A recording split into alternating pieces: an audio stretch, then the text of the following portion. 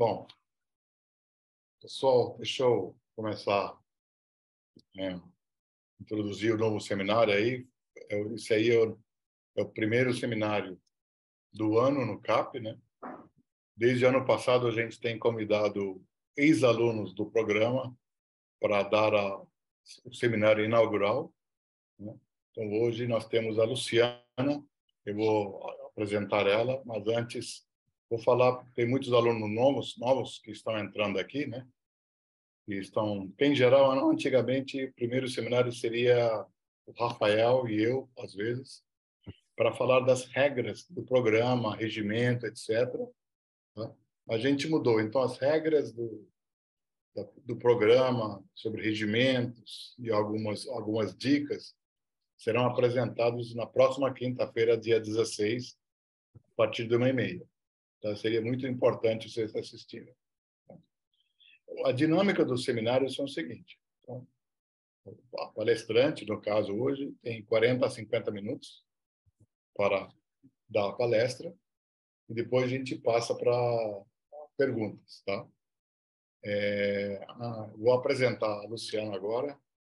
Se tiverem alguma dúvida, por favor, me perguntem. Outra coisa, no final, vocês podem postar as suas perguntas no chat e aqueles que têm coragem de falar, podem falar no microfone diretamente para a Luciana. É importante ter essa interação, né? Para poder aproveitar o máximo, né? A palestra. Sempre tem vários convidados que a gente está sempre convidando. Por favor, aproveitem os seminários, mesmo que não seja muito ligado próximo à sua área, sempre tem espaço para aprender. E quem sabe pode até ajudar no desenvolvimento de pesquisa de vocês. Tá? Então, esse seminário vai ser muito internacional. A Luciana está na Itália, eu estou na Índia, vocês estão no Brasil. Hoje a Luciana foi aluna do nosso programa CAP, ela fez doutorado no programa de computação aplicada, né, no INPE, e ela fez mestrado, né, na engenharia eletrônica e computação no ITA, e ela tem bacharelado em sistema de informação pela Unesp, em Bauru. Ela é professora docente, né, do Instituto Federal, Estado de São Paulo, e está alocado no campus de Jacareí. Hoje, ela está num programa de pós-doutorado financiado pela Itália, num instituto chamado Gran Sasso Science Institute, né? Numa cidade perto de Roma, L'Aquila. Né? Hoje, ela trabalha na área de técnicas e métodos, né?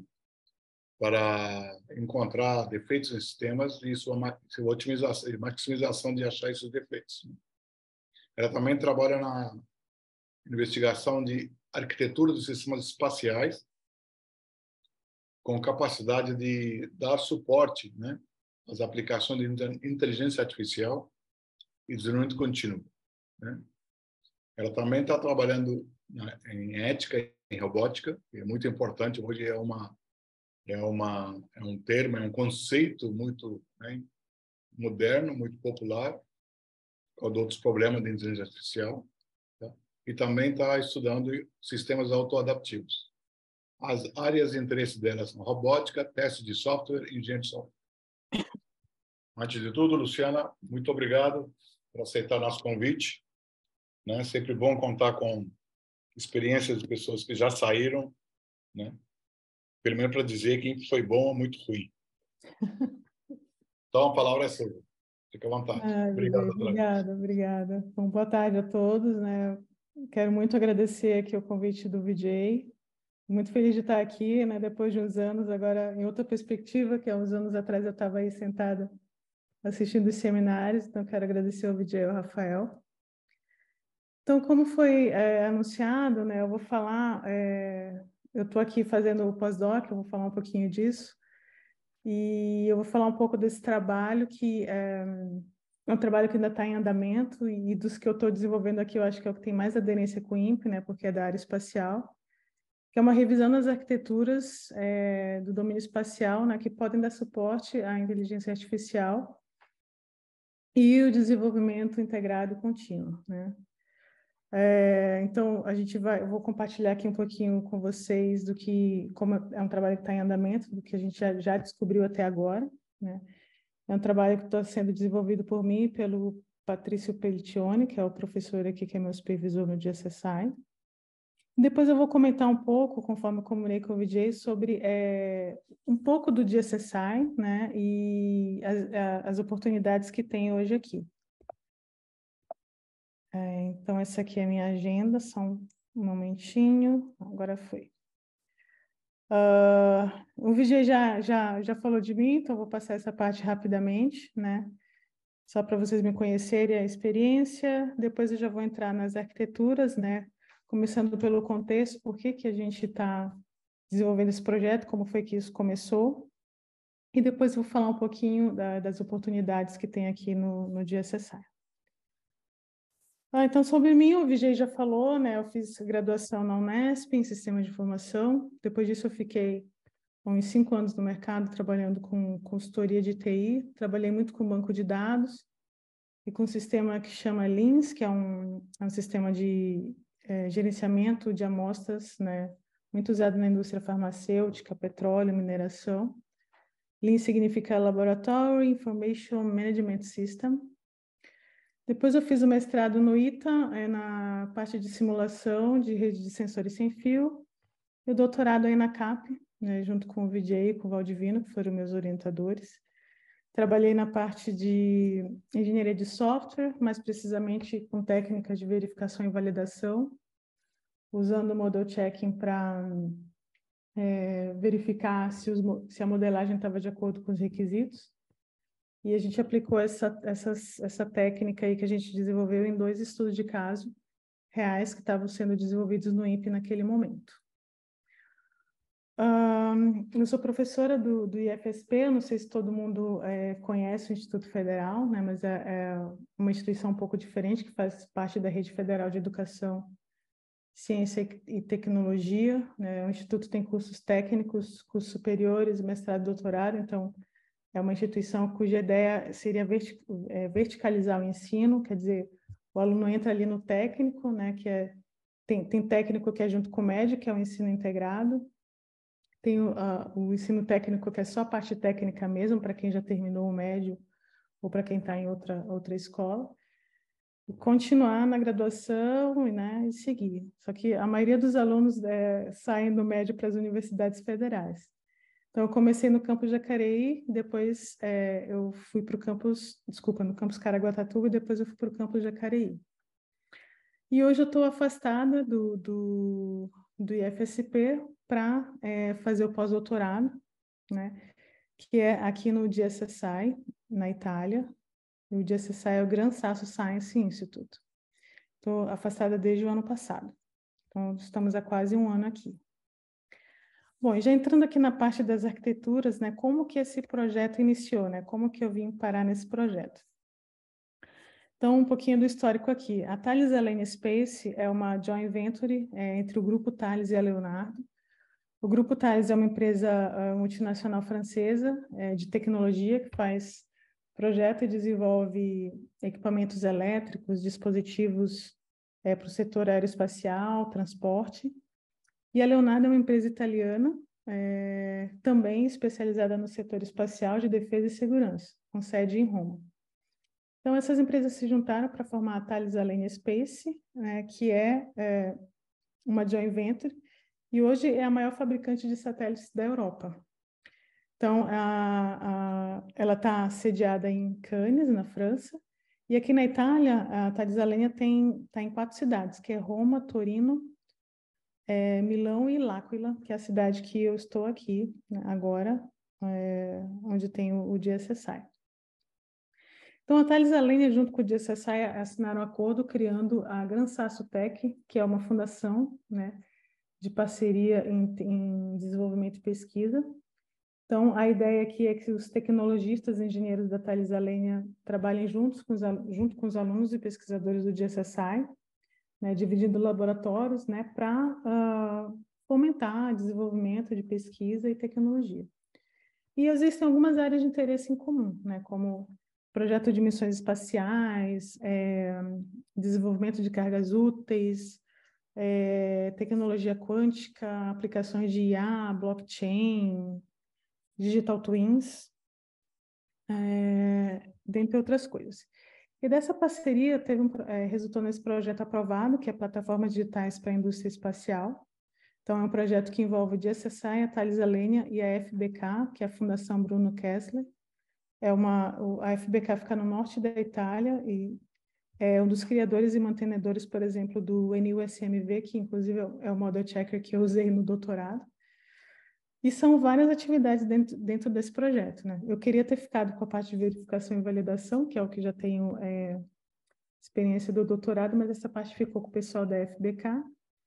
E eu fiquei alocada nessa parte, que é o desenvolvimento de plataforma de software de bordo para novas aplicações espaciais, né? Que é o que está sendo desenvolvido aqui no DSSI. Então, o principal foco é buscar tecnologias inovadoras que são de interesse para a indústria espacial. Então, nessa parte especificamente, a ideia é desenvolver um framework com tecnologias CI/CD, né, de integração e entrega contínuas, que possa permitir desenvolvimento, teste, implantação do software, mesmo que ele já esteja em órbita, né, se a gente estiver pensando aqui em satélite. E também essa arquitetura tem que ser capaz de hospedar IA, né, para propiciar autonomia de bordo, né, integrar bibliotecas que já tem no mercado, né, como o TensorFlow, o Clepsydra, né, e a ideia é que essa plataforma possa permitir manobras de IA, reconfiguração, tomada de decisão, né, para tirar um pouco da gestão de software aqui da estação terrestre. Tá? E essa fotinha aqui é a sede da Thales Alenia Space aqui em L'Aquila. Então, tem mais informações aí nesse endereço. Então, a nossa primeira tarefa aqui foi fazer né, um levantamento do estado da arte em arquitetura de software, hardware e elétrica de domínio espacial, que sejam capazes de suportar IA, né, ou promover o DevSecOps ou DevOps, né, ou seja, assegurar a integração contínua e implantação. Então, a gente está interessado em procurar soluções que apresentem plataformas que permitam o desenvolvimento, implantação e teste, como eu já falei, né, de software de voo, mesmo que esteja em órbita, que esse dispositivo já esteja em órbita. Então, a gente está procurando aspectos como principais soluções de arquitetura, técnicas, métodos desenvolvidos, resultados obtidos, né, experimentos, e quais são as dificuldades, as peculiaridades que existem para isso no domínio espacial. Então, para alcançar isso, a gente está usando o método de pesquisa, que é a revisão sistemática de literatura.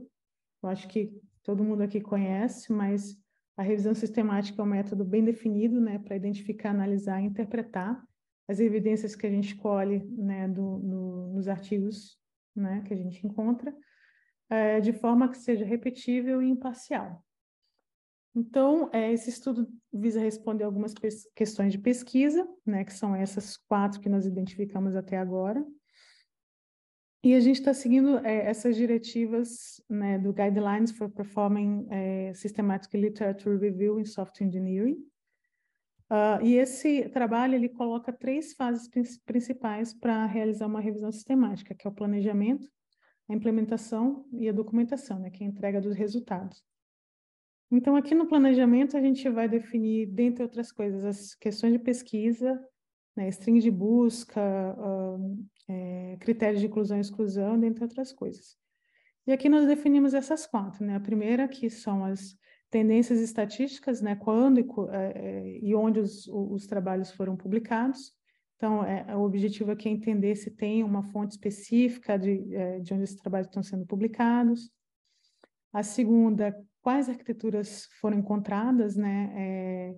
Se essas arquiteturas podem ser classificadas. A terceira, como essas arquiteturas foram avaliadas, se elas foram validadas, se teve experimento, simulação, se foi comparado com outras técnicas. E a última que a gente está avaliando são os principais desafios encontrados, né, para desenvolver tecnologia no setor espacial, né? Quais são as principais dificuldades, o que já tem e o que ainda está em aberto. E aqui ainda falando da string de busca, né? Então a gente colocou 4 áreas específicas para fazer essa procura. Então a primeira foi espaço, né? A gente notou ali que quando a gente usava só o termo espaço, vinha muitos trabalhos que não tem nada a ver com a área espacial. Então a gente refinou um pouco e resolveu juntar as palavras, né? Então, ambiente espacial, contexto espacial, domínio espacial. A outra seria arquitetura, framework ou plataforma. Depois, hardware e software, hardware, software, elétrico. Aqui, elétrico a gente não está procurando muito a parte do dispositivo em si, que não é o nosso foco, mas talvez métodos que melhorem desempenho de consumo de energia, esse tipo de coisa. E o foco principal ali, que é a inteligência artificial, né? A gente colocou vários termos ali, machine learning, smart, intelligent, o desenvolvimento contínuo, continuous integration deployment, e assim nós formamos a nossa string de busca. Outra coisa importante também são os critérios de inclusão e exclusão. Então, a gente viu que também estavam retornando muitos artigos que falava de IA, falava de machine learning, mas não era sistema de bordo, então a gente colocou isso como critério de inclusão, que o estudo tem que estar relacionado com machine learning, né, inteligência artificial, mas que tem que ser o sistema de bordo, né, em satélite. E como critério de exclusão, também nós vimos que alguns estudos falavam de domínio espacial, mas eram aplicados em deserto, mar, né, regiões com gelo, então a gente excluiu também esses trabalhos. E resolvemos focar também só em satélites, porque tem robôs espaciais, aquele rover que anda em Marte, então a gente descartou também, porque como a ideia seria fazer uma SLR, a gente queria aprofundar, e se ficassem muitos trabalhos, fica mais complicado. Então vamos focar no satélite, que é a plataforma que vai ser desenvolvida aqui. E já passando para a fase de implementação da revisão sistemática, então aqui essa parte diz respeito a buscar e selecionar estudos para extrair, né, e sintetizar os dados. Então aqui nós usamos 3 bases científicas, a Scopus, a ACM Digital Library e a I3E. Então dessas 3 bases, no primeiro momento nós obtivemos 154 artigos. No estágio 1, removendo as duplicações, ficamos com 125. Depois, no estágio 2, que é aplicar os critérios de exclusão e exclusão, obtivemos 64, esses critérios aplicados no resumo, título e palavra-chave. Depois, esses mesmos critérios aplicados no texto completo, né, que é o estágio 3, resultou em 26 estudos no final. Então, não coloquei aqui a lista, porque são muitos estudos, mas a gente obteve 26 estudos no final. E a fase final, que é a documentação, né? Que tem como objetivo escrever os resultados, né? Entregar esses resultados do que a gente descobriu.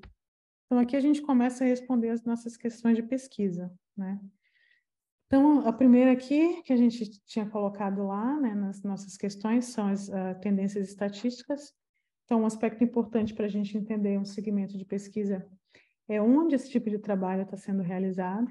Então, a gente constatou aqui, por exemplo, que todos os 26 estudos que a gente obteve, eles foram publicados só em conferências ou congressos, né? Não ficou nenhum de periódico. Então, o que pode ser um indicativo que os autores dessa área, eles preferem se juntar para discutir, compartilhar os resultados de pesquisa e desenvolvimento. Identificamos 11 fontes de publicação, né? Onde o IAC, que é o International Astronautical Congress, foi a fonte onde obtivemos a maior parte dos estudos, que foram 8, seguida da I3E Aerospace Conference, AERO, com 7 estudos publicados, né? Então, esses 2 fóruns podem ser um lugar bem estabelecido para a discussão desse tema, aparentemente. Além disso, a gente também identificou aqui os países, né, os autores de cada estudo. Aqui a gente colocou os países de todos os autores, não só dos primeiros autores, né, onde esses autores estão filiados. E a gente observou que são 10 países diferentes, né? A maior concentração está nos Estados Unidos, com 9 trabalhos. Depois a Itália, com 6 trabalhos, seguida da Alemanha, com 5, a Holanda, com 4, França e China, com 2 cada um. E depois a Suécia, Japão, Taiwan e Canadá, com um artigo no grupo final dos selecionados. E quanto à ONU, nós encontramos trabalho desde 2012 até 2022, sendo que a nossa busca começou em 2012, e a maior concentração de artigos se dá a partir de 2016, o que pode ser um indicativo de que essas técnicas têm ganhado mais atenção de 2016 para cá, né, mais recentemente. Aqui, com relação à pergunta 2, as arquiteturas que foram encontradas, então nós categorizamos essas arquiteturas em 6 categorias diferentes, né, em 6 classificações. A primeira delas são arquiteturas emergentes, que a gente chamou de arquiteturas emergentes, que dão suporte para IA, integração e entrega contínuas. Então, os estudos dessa categoria, eles são capazes de oferecer essas arquiteturas, né, para promover e dar suporte à IA, integração e entrega contínua. A segunda categoria são aplicações de IA. Nessa categoria estão iniciativas que conseguiram utilizar as técnicas de IA em diversos tipos de aplicações, né? Desde previsão de telemetria, eficiência energética, reconhecimento de imagem, né? Então, tem várias aplicações.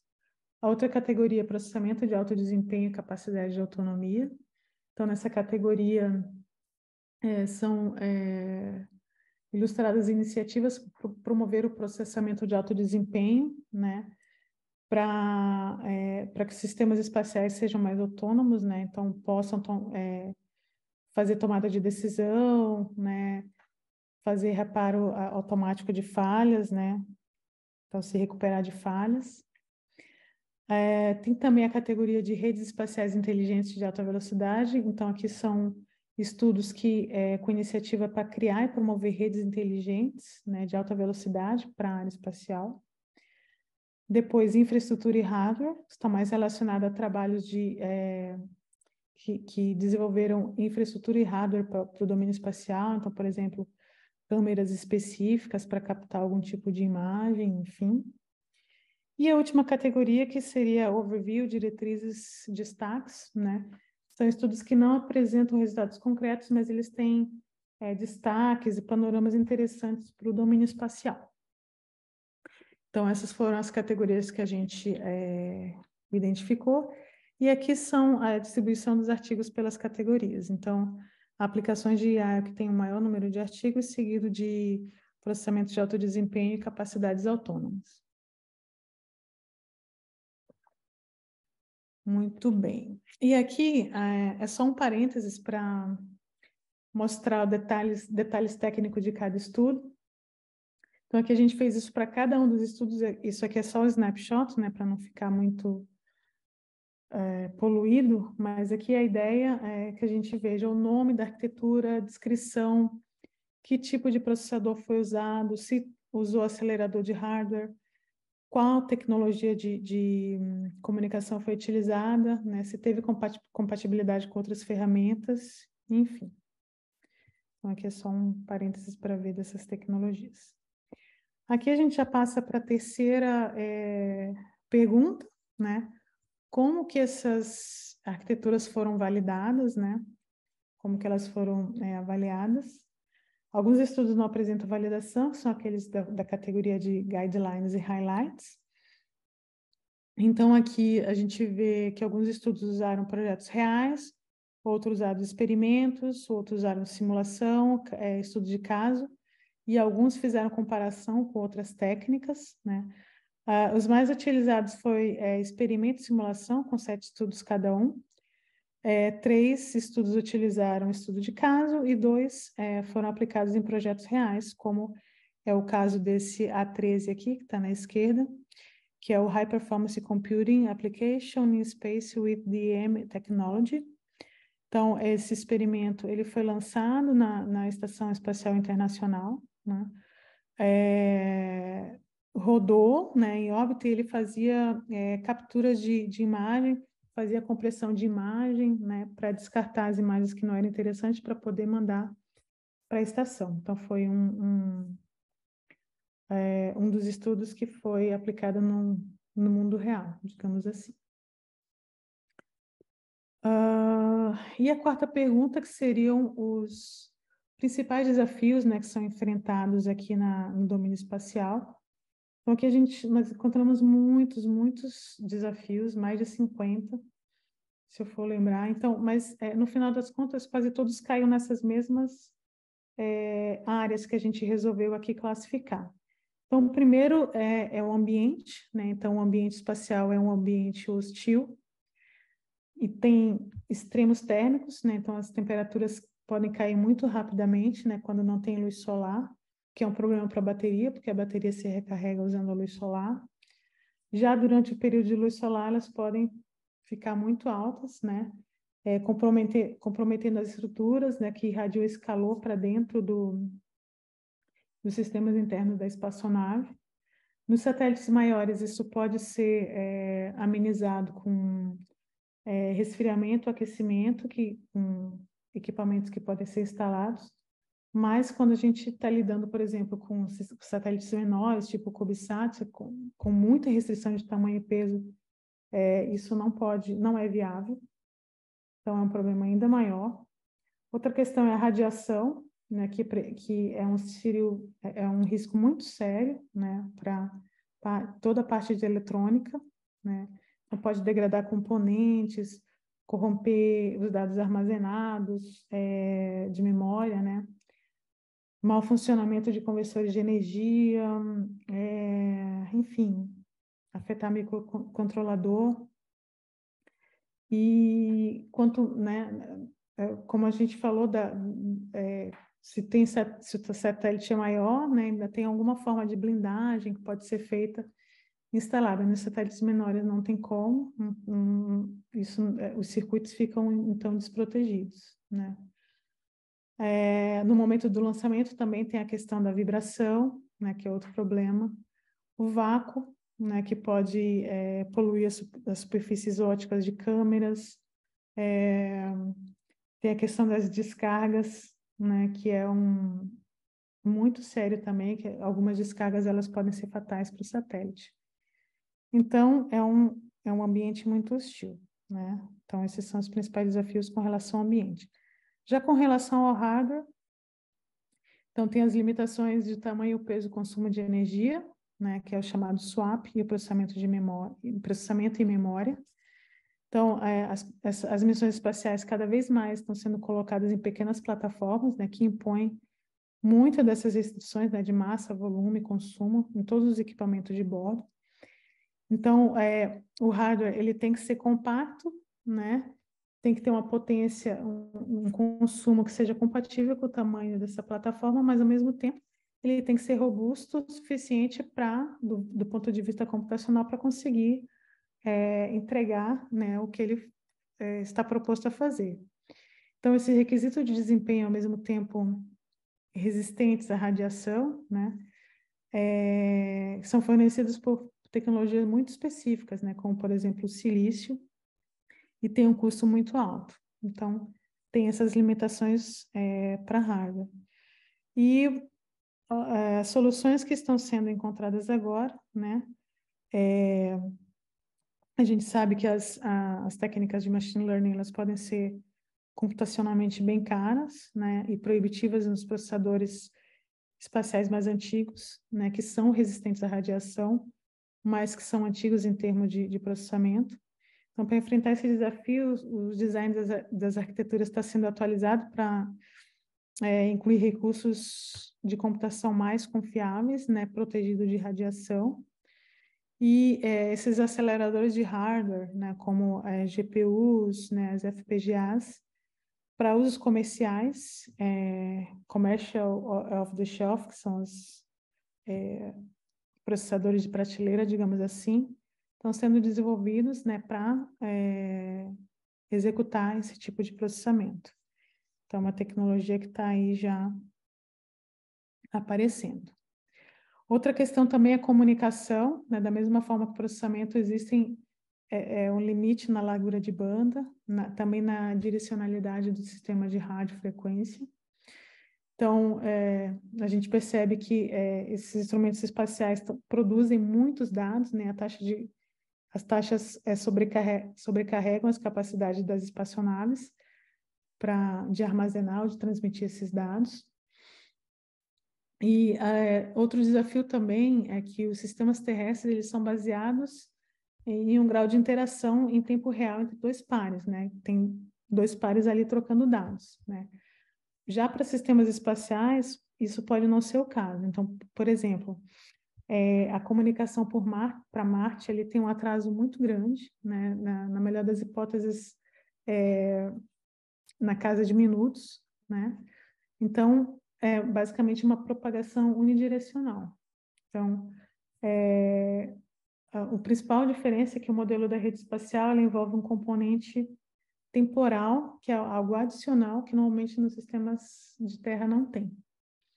Na Terra também a gente utiliza a nuvem, né, que já é mais complicado ali, também com o problema da largura de banda, para a nuvem ser executada em sistemas espaciais, apesar que tem um trabalho que fala sobre isso. Então, tem possíveis soluções aí, né? Então, à medida que a tecnologia melhorou, também teve melhorias, né, no desempenho para as questões de rádio. Então, a melhoria na arquitetura computacional levou ao desenvolvimento de novas plataformas, né, para projeto de rádio, como, por exemplo, rádio definido por software, né, que é o SDR.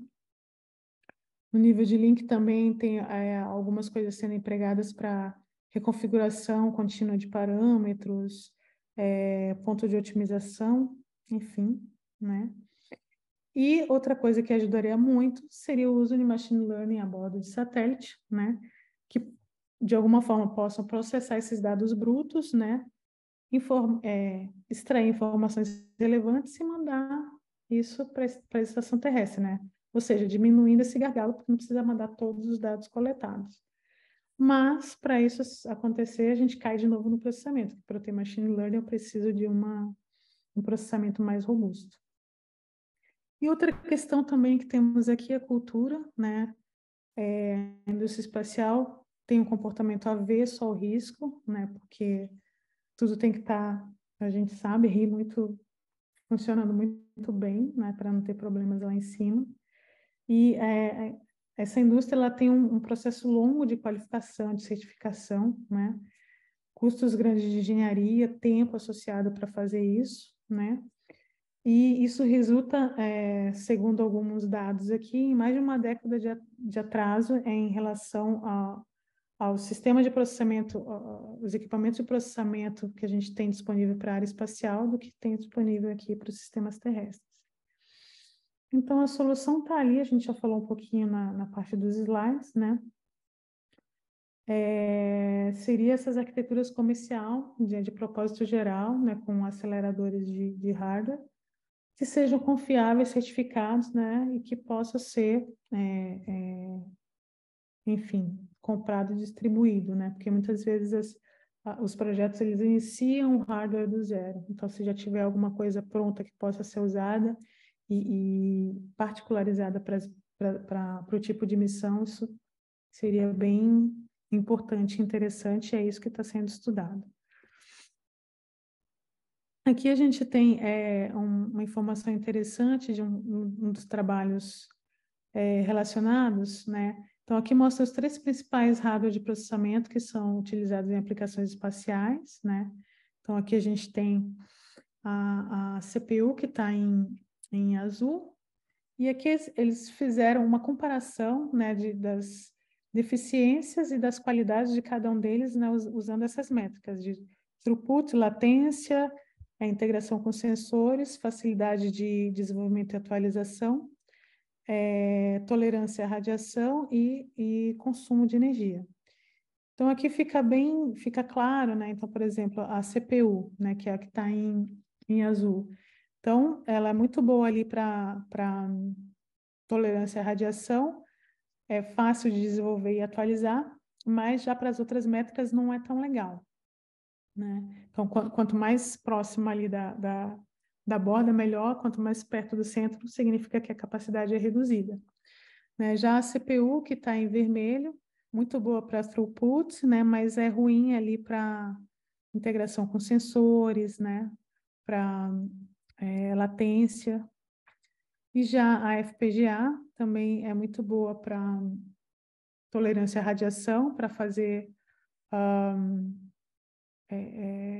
facilidade, né, de atualizar, né, e de desenvolver, mas também já não é tão boa ali para latência, para as outras métricas. Então, esse gráfico aqui eu achei interessante porque dá para ver, de acordo com essas métricas, né, com essas características, qual que é o equipamento que é mais interessante para cada uma delas. E aqui a gente tem algumas lições, digamos assim, algumas discussões, né, do que a gente conseguiu observar até agora, né, um trabalho que ainda está em andamento, a gente ainda tem várias coisas a descobrir. Então, nos últimos anos a gente nota um desenvolvimento crescente, né, dessa indústria de satélite, tanto pela governos, né, área acadêmica, enfim. E a implantação de um dispositivo espacial como o satélite está se tornando mais acessível, né, devido ao desenvolvimento de satélites modulares, né, lançamentos comerciais. Machine Learning é uma opção atraente para facilitar diversas tarefas, né, para reduzir custos, como o de capacidade de comunicação. No entanto, esses métodos podem ser caros, né, e talvez proibitivos para processadores espaciais tradicionais, né, que já são certificados, mas que têm uma capacidade de processamento menor, né, que estão gerações atrás do que a gente já tem aqui nos sistemas terrestres. Então, a necessidade de se verificar se o novo hardware computacional, como uma FPGA ou GPU, pode operar de maneira confiável nesse ambiente atrasa, né, a adoção dessas tecnologias. E o desenvolvimento e a adoção de dispositivos reprogramáveis, né, como esses COTS, podem ser muito adequados e interessantes, né, para todos os tipos de missão espacial. Então, as pesquisas para essas arquiteturas, a gente viu que estão focando nesses dispositivos aqui. Bom, falando aqui, como eu havia prometido, um pouco das oportunidades aqui no DSSI, então, eu vou falar um pouquinho onde nós estamos. Então, a L'Aquila está ali no mapinha em vermelhinho. É uma cidade dos padrões italianos considerada uma cidade de tamanho médio. Tem por volta de 70 mil habitantes. A gente está a 80 quilômetros ali do mar Adriático, né, que é o que está na direita. Um pouco menos de 100 quilômetros de Roma, então eu costumo comparar a L'Aquila com São José, né, que está um pouco perto do mar e perto de São Paulo. Aqui a outra foto tem dá para ver a parte L'Aquila vista de cima, então a gente consegue ver a cidade. E lá atrás, aquelas montanhas com neve branca, é o Gran Sasso, né, que é o que dá nome ao DSSI, que é a instituição que eu estou. E aqui é uma fotinho da Piazza Duomo. Na Itália, toda cidade tem uma Piazza Duomo. Duomo seria a nossa catedral, assim, né? É uma igreja. E é uma cidade com uma qualidade de vida muito boa, né? Boa comida, como na Itália toda, muito rodeada por natureza, né? Então, tem montanhas que você pode esquiar durante o inverno, fazer trekking durante o verão. Lagos, é muito perto do mar. E é uma cidade também tecnológica, que também tem um parque tecnológico, como em São José, com várias empresas, né? Entre elas a Thales Alenia, a Leonardo, a Zanoff e outras empresas. E, além do DSSI, tem duas outras instituições de ensino e pesquisa importantes, que é a Universidade de L'Aquila. É uma universidade bem grande, com muitos estudantes, né? Tem curso de medicina, ciências sociais, enfim. Está ranqueada em uma das 600 melhores do mundo. e o Instituto Nacional de Física Nuclear, que abriga os Laboratórios Nacionais do Gran Sasso. Eles têm uma estrutura enorme, que eu vou mostrar aqui no próximo slide, que é muito importante aqui na Europa. O DSSI é uma escola de doutorado, então é criado para ser um centro de pesquisa, né, de alta educação. É uma instituição nova, criada em 2016, como uma escola de pós-graduação de estudos avançados. E é um projeto criado pela OECD. Então, o DSSI, ele visa chamar professores, pesquisadores, estudantes de todas as partes do mundo, né, com o objetivo de fortalecer a excelência científica. Então, aqui vocês conseguem, nesse endereço, vocês conseguem mais informações. E aqui, agora eu vou falar dos 4 programas de doutorado que o DSSI tem. Inclusive, ontem abriu a chamada para doutorado para esse ano, né, para o próximo período, que eu já vou falar quando vai começar. Então, são 4 programas. Um é a física de astropartículas. Então, aqui nessa imagem, se vocês olharem aqui em cima, vocês conseguem ver ali o DSSI, essa estrutura toda, ela está a 1.400 metros abaixo da montanha, né? Que o laboratório lá do Gran Sasso. Eles têm 3 salas de experimento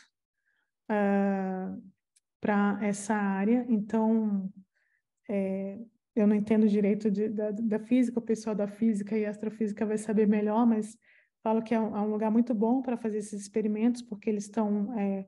a montanha serve como escudo para os raios cósmicos, então eles conseguem fazer esse tipo de experimento. Então, esse laboratório é o maior do mundo, né, voltado só para física de partículas, cosmologia e astrofísica.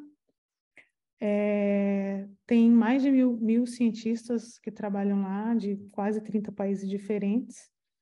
E as pesquisas vão desde neutrino, matéria escura, biologia, enfim, eu não sei exatamente o que eles fazem lá, mas é um laboratório muito importante e muito famoso aqui na Itália e na Europa. Então, esse é o programa de doutorado de física de partículas. Tem também o de matemática, né, que trabalha equações diferenciais parciais, probabilidade estatística, métodos numéricos, enfim. Programa de ciências regionais e geografia econômica, também em diversas áreas, né, desenvolvimento econômico, resiliência para desastres. Essa parte aqui é bem importante porque a gente está numa área de terremoto, então eles estudam como que as comunidades podem se reerguer, né, após desastres, enfim. E tem um incentivo para que essas áreas, né, de física, matemática, ciências regionais e a computação, que são os 4 programas, trabalhem juntas, né, tenham pesquisas interdisciplinares. E aqui é o de computação, né, que é onde eu estou. Então, são 3 áreas principais aqui na área de computação. Né? O primeiro é algoritmos, que trabalha com complexidade, teoria dos jogos. Métodos formais, né? O pessoal trabalha muito com linguagens específicas, model checking. E engenharia de software, né? Muito para sistemas autoadaptativos, robótica, arquiteturas. Uma coisa importante aqui é que o Departamento de Ciência da Computação foi ranqueado como o primeiro na Europa no ano de 2022 por essa agência ANVUR, que faz essas análises, né, dos departamentos, como a CAPES ali no Brasil, acredito. E foi a primeira vez que o DSSI participou, porque é uma instituição nova, e ficou em primeiro lugar entre os departamentos de computação aqui da Itália.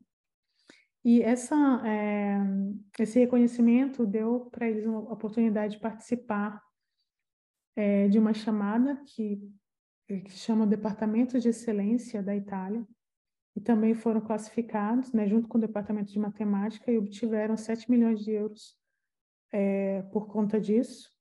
e esse dinheiro está sendo revertido para posições de doutorado, pós-doutorado, enfim, e para a construção desses laboratórios de sistemas autônomos, IoT e engenharia de algoritmos. Isso foi agora, tem uns 3 meses, então isso tudo ainda está em andamento, os laboratórios ainda vão ser construídos, eu vi que eles estão comprando equipamentos e tudo mais. Então, só para falar um pouco aqui do DSSI. Eu vi que ontem abriu a chamada, né, para o programa de doutorado. Então, a chamada de doutorado sempre começa em março, os prazos vão ali para maio e as aulas começam em novembro. Então, são 8 páginas de informação, eu tentei capturar aqui o que era de principal. Então, são 10 bolsas para cada um dos programas, então, no total são 40 bolsas. A língua oficial é inglês, claro.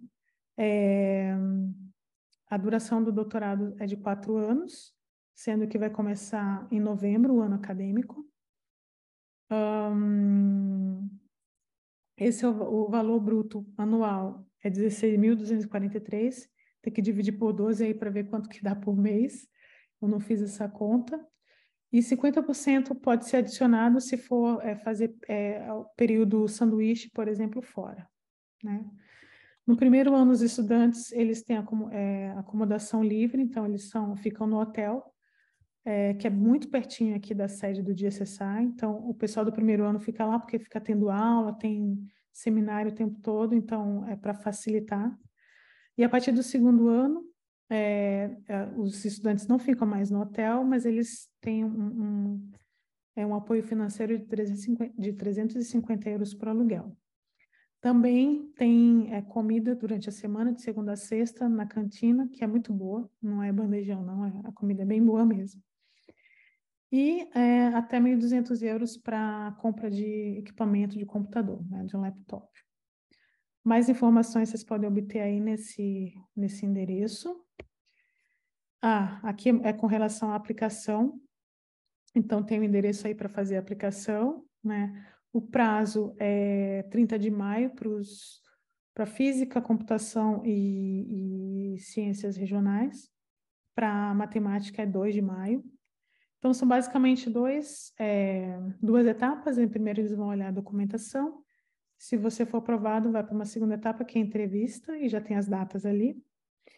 E ali tem os requisitos, né, para fazer essa aplicação. Eu não coloquei aqui quais são os documentos, porque cada programa exige documentos diferentes. Mas é basicamente currículo, carta de apresentação, não lembro mais, acho que algum projeto de pesquisa, enfim, tem que olhar para cada programa. E ali tem os requisitos, né, em inglês, lógico, ter um mestrado, né, se a gente vem do Brasil, e a defesa de mestrado pode ser até o dia 31 de outubro, sendo que as aulas começam dia 1º de novembro. Então, você pode aplicar agora, desde que você consiga defender até antes das aulas começarem. Isso é do doutorado, também vaga de pós-doutorado, mas ao contrário do doutorado. O pós-doutorado não tem um período específico, então é sob demanda.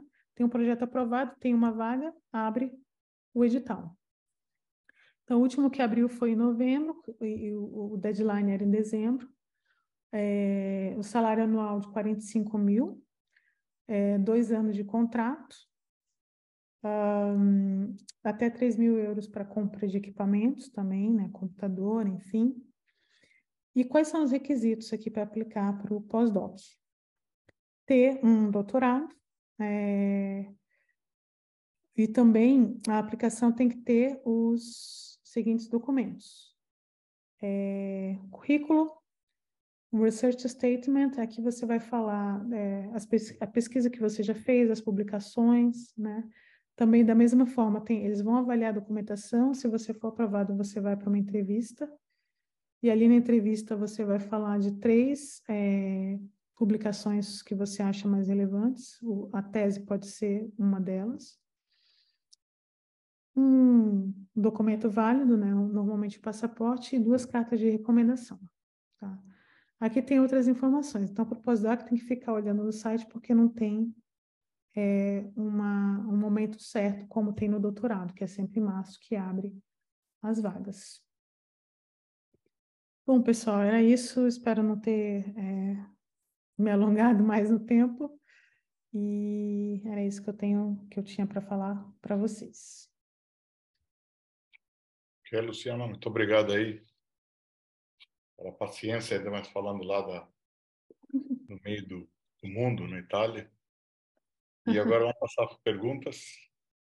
Pessoal, vocês podem fazer perguntas via chat ou via o microfone mesmo. Mas antes, eu queria perguntar, Luciano, você falou que o machine learning tem um desafio, né, para aplicações espaciais por causa do tempo de processamento. Mas, por outro lado, é interessante ter machine learning para decisões decisões no voo, não, e tomar decisões sem interferência, tal, sem fazer um processamento offline. Como é que vocês fazem isso? Como é que você acha, tipo, dados de treinamento? Como é que você ensina? Vocês têm alguma ideia ou só fizeram um Não, V0 de levantamento? o que existe aqui é assim, por exemplo, você vai usar machine learning, o treinamento, toda a parte que você vai fazer antes de ter o modelo, você faz aqui mesmo, né? E você só vai Ok. colocar lá o modelo Entendi. para ele implementar, né? Só para executar o Para dados executar, decididos. né? Tá, Então entendi. tem várias aqui, por exemplo, o satélite que a maior parte do que eles têm é para imagem também, né? Então Sim. eu quero fotos do Coliseu, por Uhum. exemplo.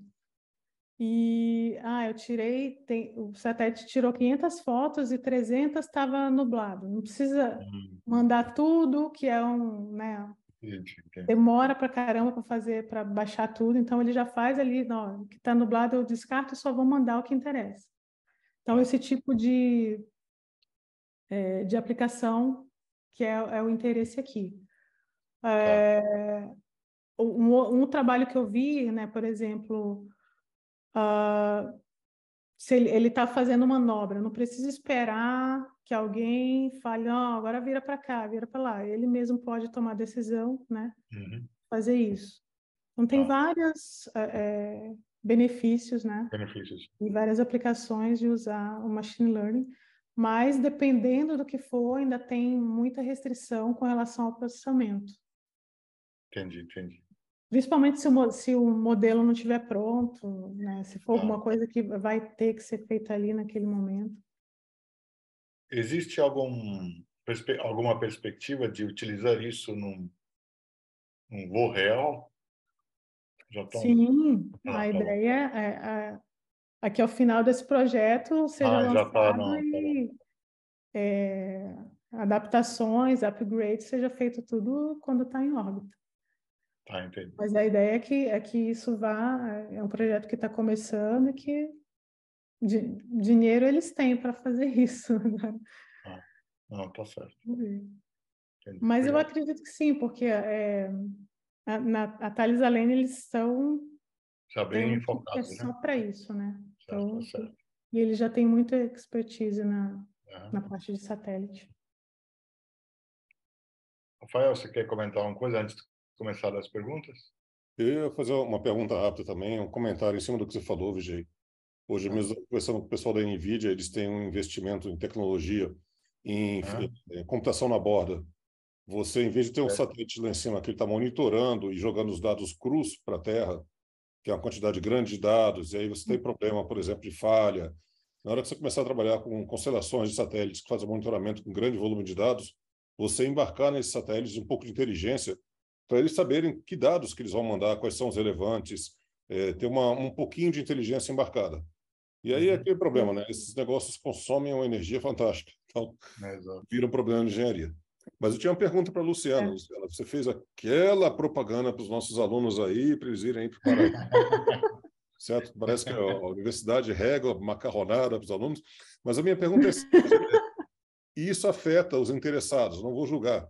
Mas quais são os requisitos, por exemplo, de linguagem? TOEFL, eles cobram a proficiência, eles fazem algum... Não. não tem proficiência. Eles vão avaliar ali na entrevista mesmo. Legal. Né? Mas não tem... Até porque eu assisto muitas aulas aqui, o inglês e o italiano também não sei que nota que eles tirariam no TOEFL, não. Mas não tem muito... A questão do inglês não é tão... tem que conseguir se comunicar e entender, né? Legal. Eu também não tenho inglês fluente, não. Então, a gente vai... A parte do inglês não é tão... talvez seja diferente, não sei se for aplicar ali para a Inglaterra, não sei se eu acredito que seja mais. É uma surpresa, porque existe uma tendência, né, das universidades exigirem um nível básico de proficiência ou na língua deles ou em inglês. E tem uma exigência muito grande da CAPES para a Bolsa para o pessoal ter essa proficiência antes mesmo de sair do Brasil. Para entrar, não. Obrigado. Vigei, nós temos algumas essa perguntas no chat. Oi? Tá. Não, antes de falar, realmente essa pergunta do Rafael é interessante. A gente tem tido, né, pessoas que têm problema de data para fazer a prova e tal, e tem que chegar na hora, tem que ter um certo nota mínima, etc. Mas nesse sentido é importante. A Itália, pelo menos neste momento, não está pedindo. Por enquanto, né? Eu não sei se quando começar a ficar mais. É porque agora como eu falei, é uma instituição nova. Não, E tá certo. eles estão a cada ano aumenta um pouquinho mais a quantidade de vagas, então acho que ainda não estão, por enquanto, não estão exigindo, não. Não, tá certo. Bom, Luciano, tem uma pergunta do César Costa. Ele perguntou se teve algum requisito para trabalhar com hardware, o que já tinha feito sobre robótica no mestrado e doutorado para projeto atual do pós-doutorado. Eu não entendi. Teve algum requisito? Eu consigo ver aqui. Eu também não entendi. Dá uma olhada lá, mas eu não estou inserido, está perguntando sobre você. Teve algum requisito para trabalhar com hardware? Será que no seu mestrado, doutorado? Eu não entendi. César pode falar diretamente também, César. É melhor. Eu não sei se é um requisito para eu entrar aqui, se é um requisito para o equipamento. Bom, enquanto ele prepara o microfone, a Kátia está perguntando, parabenizou sua apresentação. Ela está perguntando se você sabe se há alguma dificuldade durante a seleção de estrangeiros trabalhando com dados sigilosos do país. Isso é interessante, você também tem muito problema. Não, porque eu, por exemplo, sou estrangeira e eu estou lá na Thales Alenia, que é uma empresa de defesa aqui da... Tudo bem que é difícil eles passarem os modelos, mas não, até porque se não tiver, por exemplo, nem sempre você vai trabalhar em parceria com a empresa, né? Então tem os trabalhos que você vai desenvolver direto aqui no DSSI mesmo, né? Então se tiver muita dificuldade ali, você vai ser alocado em outro projeto que você consiga, lógico, trabalhar. Se eu preciso trabalhar com modelagem, né? Preciso ver se tem algum problema na modelagem, eu tenho que ter acesso ao modelo. Tá. Mas, inclusive, eles estavam falando de criar um outro... É tipo o que a gente tem de mestrado profissionalizante. Uhum. Eu esqueci o nome aqui, que seria o... Não sei se Industrial PhD, que seria também para Sim. vagas específicas para trabalhar num projeto aplicado. Já tem que ter um projeto da indústria. Mas eu vi que não abriram esse ano ainda, talvez ano que vem. Entendi. O problema desses dados sigilosos, dessa coisa, é para publicar, né? Depois, porque você precisa ter a publicação e... Então... nós temos esse problema em São José, no ITA, que faz mestrado profissional com a Embraer. Né? Então, esse a participar de banco realmente é complicado. O Marco Antônio, o outro não está perguntando. Eu conheço o Marco Antônio. Já está vendo. Você tá bom. Do IFE. Obrigada, Marco.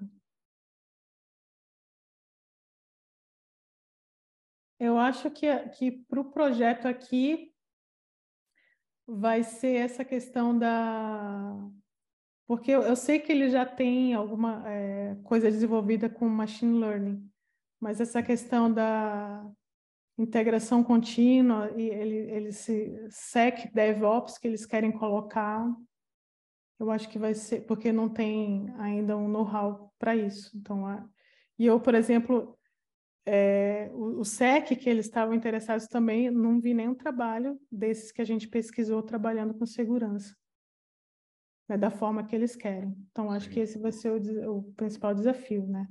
Fazer atualização em órbita. Apesar que o INPE fez algumas, né? Tinha os primeiros satélites lá que eram para ficar 2 anos e ficou, sei lá, mais de 20. Está rodando ainda hoje. Falar para o INPE dar Vai uma bater recorde consultoria. mundial aí.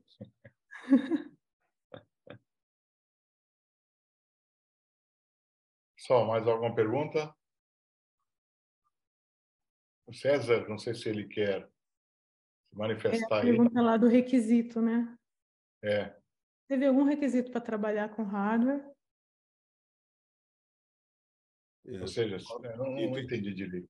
Eu entendi que a pergunta dele é o seguinte: a pessoa que trabalhou com robótica, por exemplo, no mestrado e doutorado, pode fazer um projeto de pós-doutorado, mas acho que depende da chamada, né? Ah, tá. Bom, Acredito que sim, pode. Mas normalmente as chamadas elas são bem amplas, né? tá. Eu acho que dessa última que eu falei,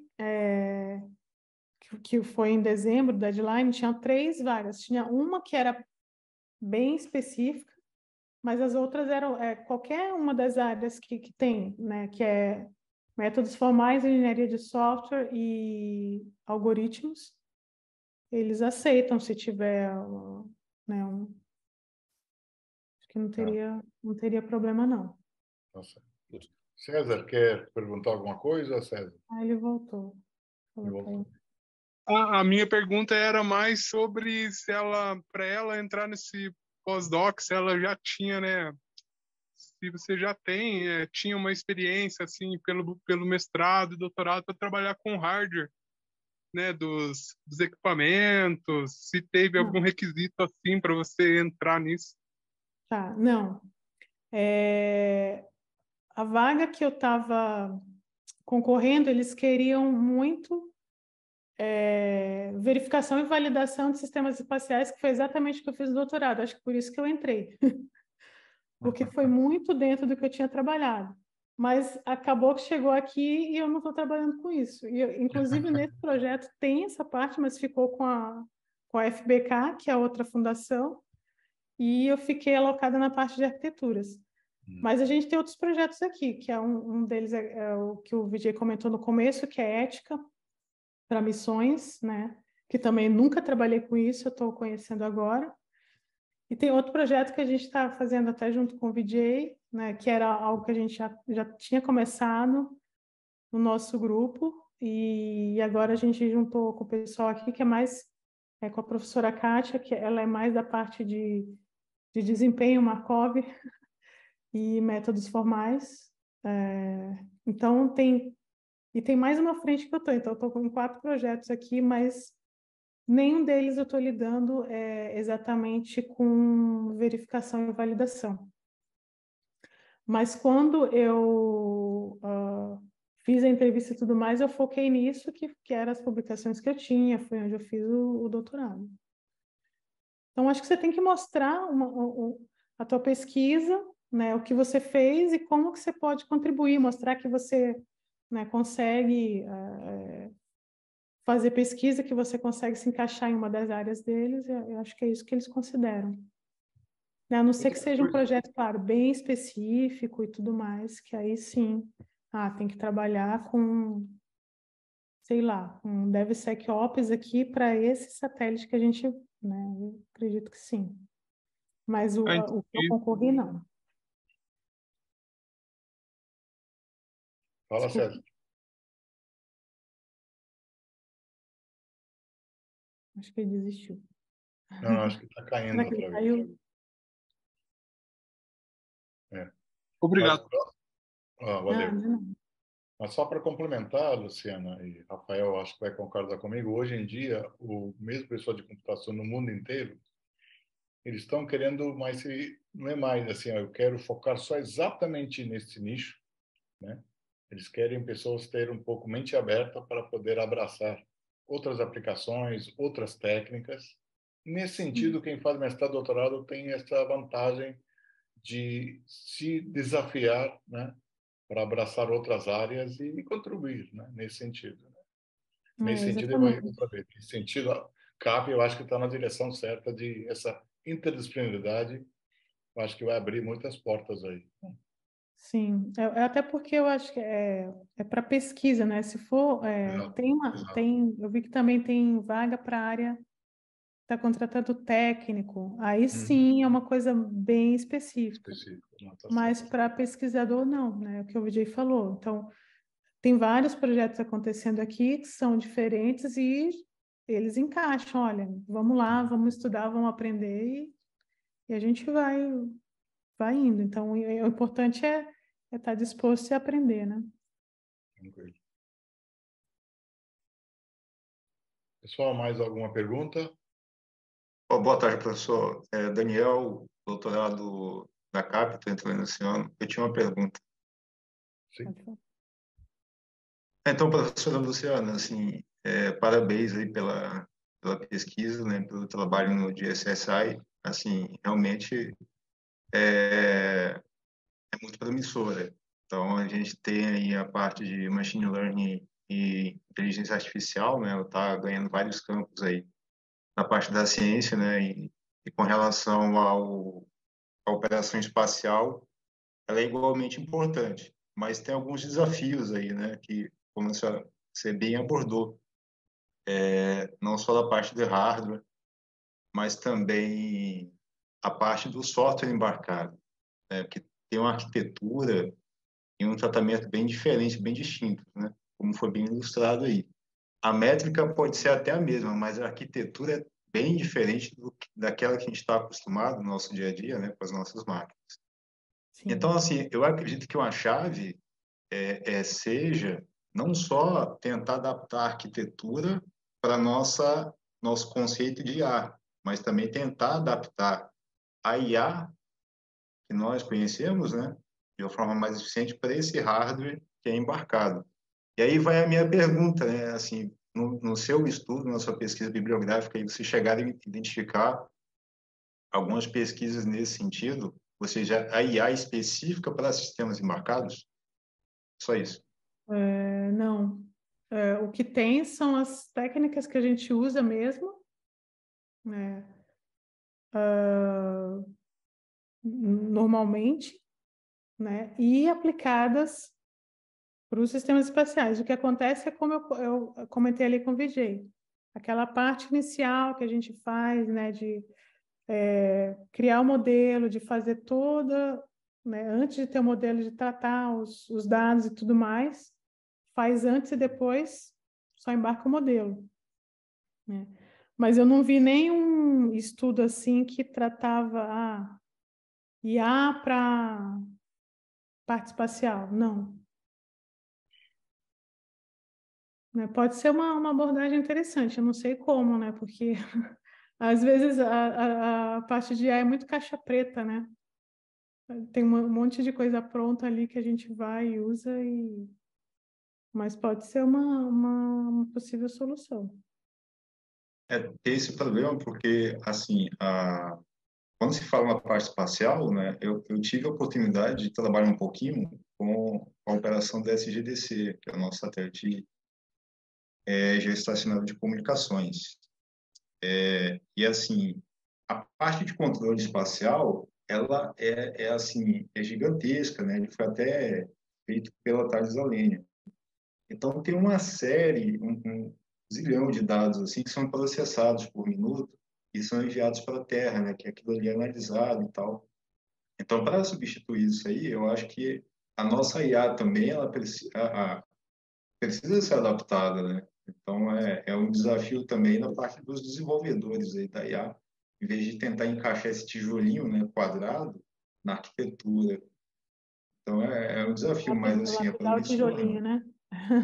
sim, tem que lapidar o tijolinho, que dá um trabalho igualmente árduo, né? Sim.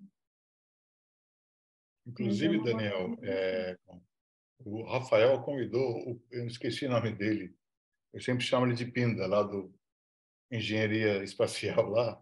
Ele falou, ele tem grande esperança de colaborar com o CAP para justamente desenvolver aplicações de IA para alguns sistemas que eles estão desenvolvendo, né? Então, precisa fazer esta ponte, né? Então, talvez, na linha que a Luciana e você falaram, pode ser que tem jeito de criar bibliotecas específicas, né? Eu lembro que isso. O nome do Pinda é Antônio Carlos. Antônio Carlos, você nunca conhece, não. Eu sempre chamo de Pinda para nós. De Pinda. Mas lembro, né, Rafael? A gente precisava conversar com esse pessoal para tentar utilizar a mão de obra, entre aspas, que nós temos de mestrado e doutorado para envolver em temas de pesquisa que eles precisam resolver de alguma forma. Uhum. Uma tendência é essa da computação na borda, né? Você tem um dispositivo que tem baixo poder, mas alta capacidade comparado com um circuito normal, e você tenta delegar para ele alguma parte de processamento. E se a gente for viajar, nada impede, por exemplo, que você tenha um processamento pesado na Terra e mandar, por exemplo, um modelo alterado para uma ação qualquer, mandar um modelo, somente um modelo para execução nesse sistema em órbita, sistema remoto. Então, tem muita aplicação para isso, mas a gente está engatinhando ainda. Sim. Tem um dos estudos que tenta usar a nuvem, né, computação em nuvem, mas também tem a questão da transferência de dados. Tem várias iniciativas aí. Só mais algum comentário?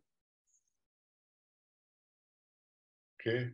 Obrigado, pessoal, pela presença. Não esqueçam que semana que vem vai ter o seminário inaugural sobre regimento, sobre chamar a atenção de vocês para não esquecer de ler regimentos, etc, etc. Mas a gente vai conversar na semana que vem. Luciana, muito obrigado, né? Obrigada, Jay. Por Obrigada, aceitar o convite, foi Carlos, importante esse tipo de conversa aí. Rafael, se quiser encerrar. Isso aí. O Esse vizinho é meu ligou contato, se alguém tiver dúvida, pode entrar em contato aí nesse e-mail. Estou à disposição. Okay. Desculpa, Rafael, que eu te cortei. O vizinho ligou furadeira. Obrigado, gente. Eita. Até mais, gente. Obrigada. Então, obrigado, Luciana. Obrigado, Oirã. Pessoal, Tchau, até mais tchau. aí. Até semana que vem. Obrigado. Até mais. Tchau, tchau. Até mais, pessoal.